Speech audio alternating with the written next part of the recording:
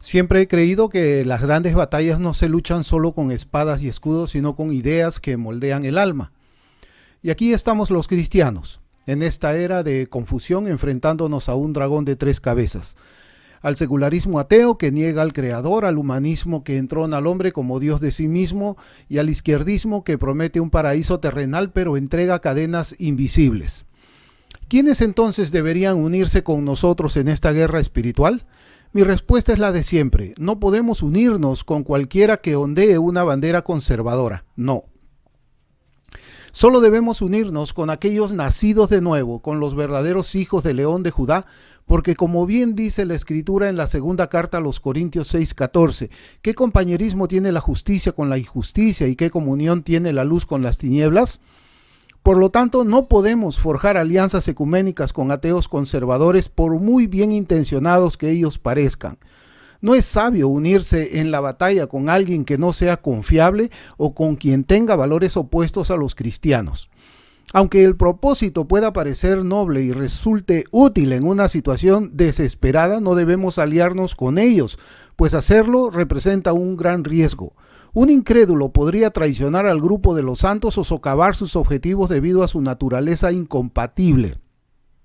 A estas alturas, para nadie es un secreto que vivimos en un mundo donde las cosmovisiones chocan como placas tectónicas y el secularismo no es solo una idea endeble, es una avalancha que entierra la verdad absoluta bajo capas de relativismo. Con esto en mente y volviendo a la pregunta, ¿quiénes entonces deberían unirse con nosotros en esta guerra espiritual?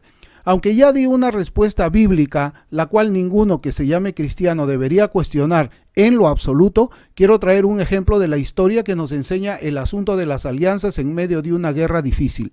Recordemos cómo en la Segunda Guerra Mundial Estados Unidos e Inglaterra formaron una alianza genuina contra la Alemania nazi de Hitler, compartiendo estrategias, recursos y un compromiso común por la libertad.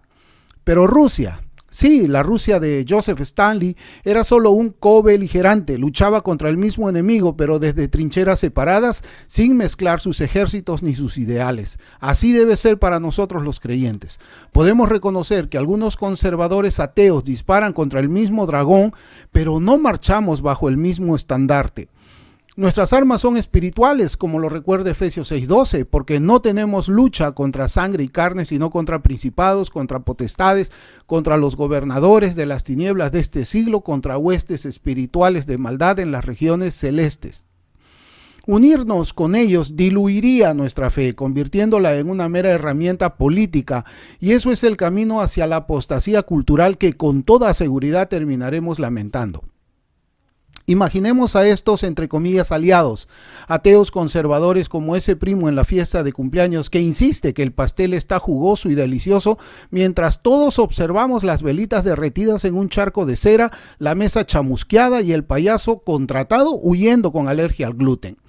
Estamos del mismo lado, gritan ellos, pero la forma que tienen los conservadores ateos de ver el mundo, es decir, su cosmovisión, es un castillo de naipes construido sobre las llamas del infierno.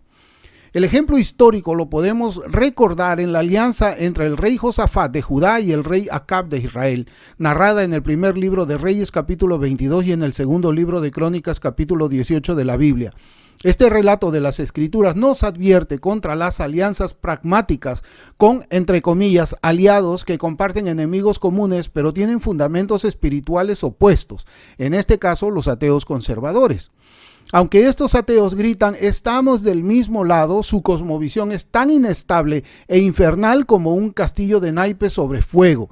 Parece útil, pero termina quemando a todos.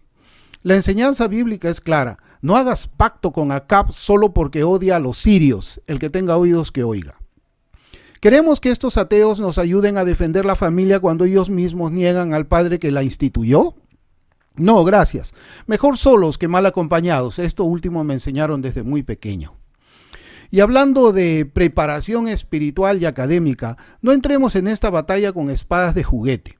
Debemos disciplinarnos en el estudio de la Biblia, la teología y la apologética junto con la filosofía cristiana, cultivándolas en privado como soldados que afilan sus espadas antes del alba.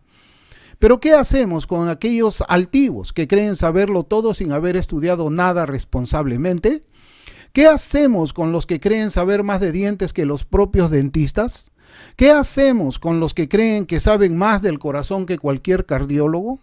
Pues bien, que ellos se queden en sus casas para que no hagan tropezar a los verdaderos guerreros. Como dice Proverbios 16:18, antes del quebrantamiento es la soberbia y antes de la caída la altivez de espíritu. No hay lugar para tales tropiezos en las filas de Cristo.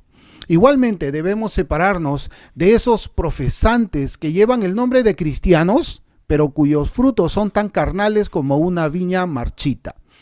Tienen el corazón dividido, un pie en el santuario y otro en el mercado mundano, orando un domingo y enredados en banalidades el lunes. La conciencia de estos, entre comillas, cristianos carnales, no está cautiva de la palabra de Dios, sino atada a las modas del siglo. Como advierte Santiago 1:8, el hombre de doble ánimo es inconstante en todos sus caminos. Estos no son aliados, son infiltrados, y en esta guerra de ideas un infiltrado nos puede costar la batalla entera. Como no tengo temor de expresar mis ideas, diré que este mundo posmoderno es una cosa curiosa porque sus adictos pretenden liberar a las familias disolviéndolas, fortalecer a las iglesias torciéndoles la doctrina y unir a las naciones dividiéndolas en tribus ideológicas. Es como si el diablo hubiera inventado un rompecabezas donde las piezas se encajan solo para formar un vacío. Los cambios culturales, el asalto al matrimonio tradicional, la erosión de la autoridad de los padres, la infiltración de ideologías que celebran el caos moral, amenazan no solo nuestros hogares, sino el tejido mismo de las naciones. Pero la iglesia no debe huir como un monje asustado. Debe plantar cara como un caballero en un duelo divino. ¿Qué acciones bíblicas debe tomar la iglesia cristiana? Primero, volver a las raíces, predicar el evangelio puro sin diluirlo con compromisos culturales como en Romanos 1:16, porque no me avergüenzo del evangelio porque es poder de Dios para salvación a todo aquel que cree. Segundo, debemos educar a nuestras familias en la fe, enseñando a los niños no solo a memorizar versos, sino a vivirlos contra el viento del secularismo que sopla fuerte. Tercero, en las iglesias fomentar comunidades donde la disciplina eclesiástica no sea una reliquia victoriana, sino una herramienta viva para purgar el pecado, como en Mateo 18 del 15 al 17. Finalmente, y para las naciones, orar y actuar. Involucrarnos en la esfera pública como sal y luz, defendiendo leyes justas que protejan la vida, la familia y la libertad religiosa, recordando el Salmo 33:12, bienaventurada la nación cuyo Dios es Jehová, el pueblo que él escogió como herencia para sí. Como hijos de Dios, luchemos juntos por nuestras familias, iglesias y naciones, no con odio, sino con el amor que vence al mundo. Que nuestras vidas sean un testimonio vivo, un faro en la niebla, invitando a otros a unirse no por política, sino por la gracia transformadora de nuestro Señor Jesucristo.